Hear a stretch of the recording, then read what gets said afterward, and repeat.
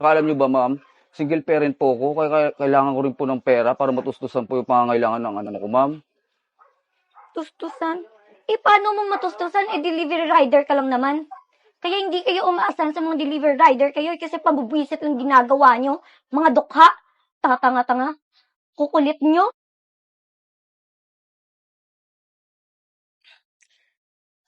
Oo nga pala, yung order ko. Wala pa akong pangbayad. Bahala na, hindi ko na lang sasagutin to. Nakakairita. Ah, hello? Ano po yon? Hello, ma'am. Good afternoon po. Sa parcel niyo to po, ma'am.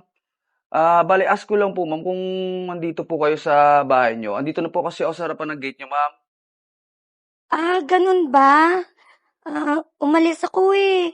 Ay, Pwedeng bukas na lang? ma'am, makikisuusap lang po sana ako, ma'am. Baka pwede po natin iwan na lang po yung bayad.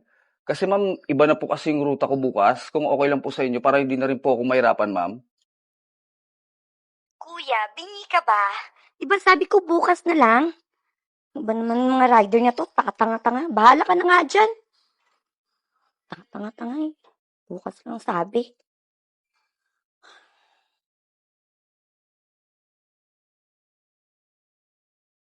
Hay na. Tay, magandang hapon po. Upo ka muna, tay. Kang pagod na ngayon, tay, ah. Oo, nak. Medyo sumasama nga pakiramdam ko eh. Magpahinga ka kaya muna, tay. Napapansin ko kasi madalas nang nagkakasakit ka. Alam mo na, plano ko na yan. Matagal ko nang balak yan, kaso madami pa akong deliver dapat bukas. Tsaka ito, yung parcel na yan, kailangan ko ulit ihatid dyan doon. Hindi kasi nakuha kanina eh. Medyo may kamahalan yan. Kaya kailangan makuha kaagad. Baka hindi kunin. Ganun ba, tay? Pwede naman siguro na sa susunod na araw na lang yan. Medyo malayo na kasi ruta ko eh. Iba na ruta ko kasi bukas eh. Tsaka mahirap na pag hindi nakuha yan. Sigurado ikakaltas na naman yung sahod ko. Alam mo naman, kailangan magdoble eh. Kahit si tatay, hindi lang doble. Triple eh. Baka nakakalimutan mo. Magka-college ka na. Sige po, tay. Pero basta bukas wag kang sobrang magpakapagod, ah. Magpahinga kapag may oras. Tsaka pala tay, may group project kami ng kaklase ko bukas. Okay. Sige, sige. Kailangan mo ba ng pera? Wag Ito, na, dagdag mo. wag na tay. Meron pa naman akong natirang pera dun sa bag. Okay na yun. Sigurado ka? Okay na yun, tay.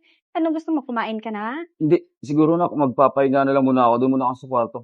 Sige, tay. Medyo hindi na talaga kaya eh. Okay naman yung mga damit mo nandun na din. Sige, Sige. So, paano? Ikaw na lang muna dito. sige po, tay. Ingat po. Magpahinga ka. Okay.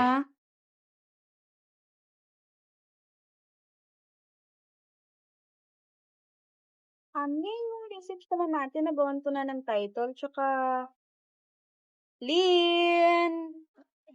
Kanina pa ako nagsasalita dito, tapos panay ka titig sa cellphone mo.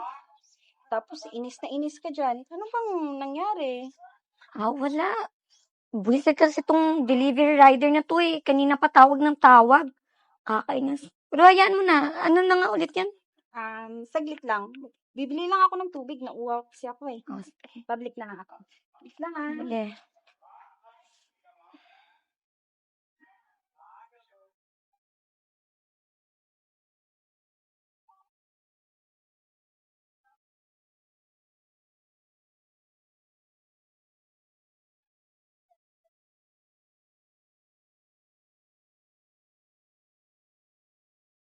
Sakto si Ma'am Lynn. Ma'am, excuse po. Good afternoon po ulit.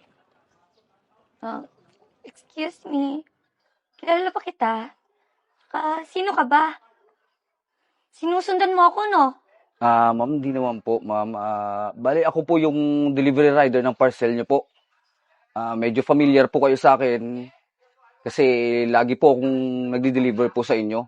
So, sakto po. Napadaan po ako kaya minabuti ko na pong lapitan po kayo. Bali po ma'am, kanina pa po ako natawag sa inyo, hindi po kayo nasagot. Ganun ba? Pasensya na ka na kuya. Ika-cancel ko na lang kasi hindi ko naman kailangan yun eh. Ma'am, paano po yan? Kasi nahatid ko na po sa bahay nyo eh. Bingi ka ba? Di ba sinabi kong i-cancel na lang kasi hindi ko kailangan? Ano ba mga delivery rider na tong tatanga-tanga? Sinabing ka-cancel na nga eh. Ay ma'am, huwag naman po sana ganun. Ma'am, may kiusap po ako ma'am kasi ma'am, ikakaltas po talaga sa sweldo ko pag di nyo po kinuha yung parcel nyo. Tsaka alam nyo ba ma'am, single parent po ako kaya kailangan ko rin po ng pera para matustusan po yung pangangailangan ng anak ko ma'am. Tustusan? Paano mo matustusan? Delivery rider ka lang naman. Kaya hindi kayo umaasan sa mga delivery rider kayo kasi pabubwisit lang ginagawa nyo. Mga dukha. Tatanga-tanga. Kukulit nyo. Alam mo, mas mabuti pa, umalis ka na dito dahil nakakairita ka. Nabubwisit ako sa'yo. Sinsira mo yung araw ko eh. Tay? Nak, Lin, anong nangyayari dito? Tsaka, ba't yung pinagsasalita niyang tatay ko ng ganyan? Minagawa ba yung tatay ko sa'yo? Tatay mo yan? Naku, pasensya ka na. Kasi itong tatay mo eh, ang kulit. Sinabihan ko na ika-cancel na lang yung order ko. Panay kulit ako eh. Kahit na, Lin, wala kang karapatan na laitin yung tatay ko. Tsaka, naisip mo ba sila? Naisip mo yung delivery rider na dugot pawis nilang inaatid yung mga parcel nyo? Tsaka, mapunta sa inyo ng tama. Tsaka, ano ka ba, Lin? Ikaw na nga yung nakaabala tapos pinagsasalitaan mo pa ng tatay ko ng ganyan. Ikaw pa yung may ganang magalit. nak, iya mo na. Okay na. Iya, sa susunod, medyo bago-baguhin natin yung ugali natin ha. Kasi alam mo, hindi lahat ng mga delivery rider mababait. Baka salubong ka ng medyo may attitude din. Ha? Nak, alis na lang tayo. Gawin mo yung mag-isang research natin.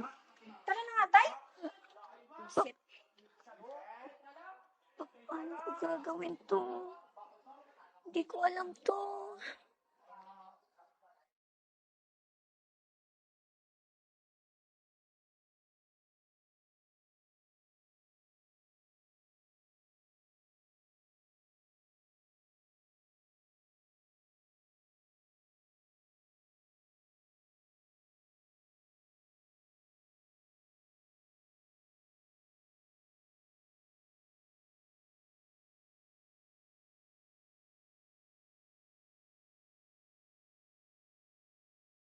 Tay, ano ba naman po yan?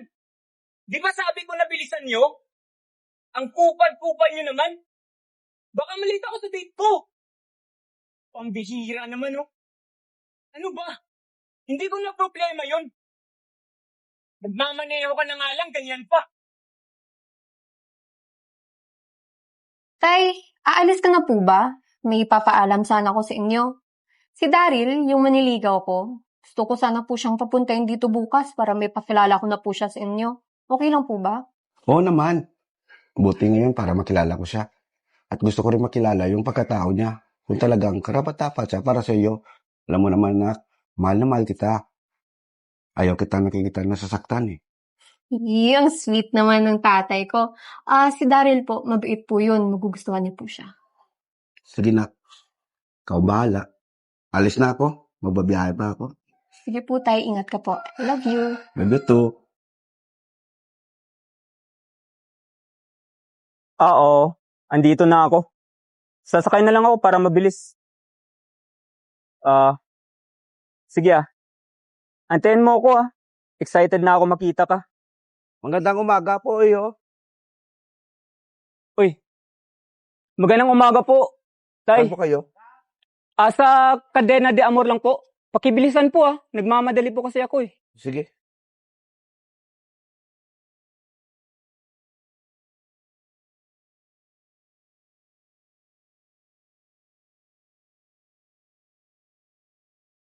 Tay, ano ba naman po yan? Di ba sabi ko na bilisan nyo? Ang kupad-kupad nyo naman. Baka malita ako sa date ko. Pambihira naman, oh.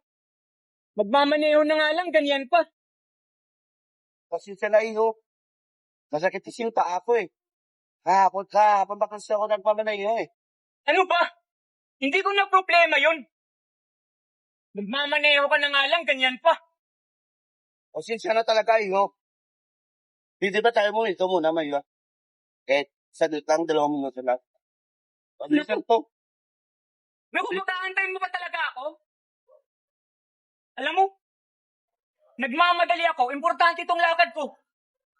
Diyan ka na nga. Maglalakad na lang ako.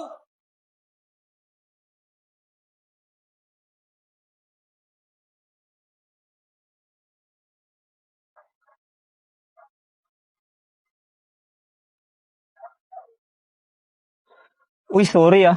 Ngayon lang ako. May buwisit kasi ng tricycle driver doon. Parang pagong. Kaya bumaba na lang ako at naglakad. Nakakabuwisit talaga yun. Uy, grabe ka magsalita ah.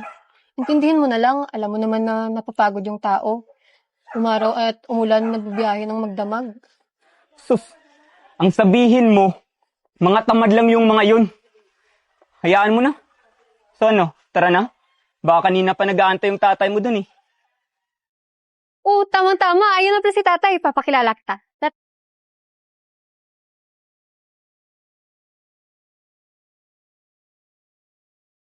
O anak, akala ko ba umalis ka na? Okay, ikaw pala yan. Ha? Magkakilala kayo? Kailan? Paano? Siya yung pasero ko kanina sumakay sa tricycle ko eh. Anak, magkakilala kayo? Siya po si Daryl, yung maninigaw ko. Teka, ikaw yung pasayro kanina ni Papa. Ibig sabihin, yung tatay ko yung tinutukay mo na tricycle driver? Tatay mo siya? Anak ko po, pasensya na po talaga kayo ah. Talagang mainit lang po talaga kasi yung ulo ko kanina. Hindi na po mauulit. Pasensya po talaga, tay. Ikaw pala yung manliligaw ng anak ko. Di ganon, alam mo na hindi kita matatanggap para sa anak ko. Grabe ka mantrato ng kapwa-tao mo. Alam mo, kung sa anak ko yan, ganyan din ang gagawin mo, di ba? Naku naman, Daryl. Sa dami-daming tao, pwede mo liitin yung tatay ko pa. Nagtatrabaho ng marangal yung tao. Kung ganyan ang mga ugali mo, hindi kita sasagutin. Maghanap ka ng babae, tatanggap ng ugali mo. Alam mo, iho, hindi ko ipagkatiwala ang anak ko sa'yo. Baguhin mo yung ugali mo para naman may magmamahal sa'yo. Tara na, anak. Hayaan mo na siya.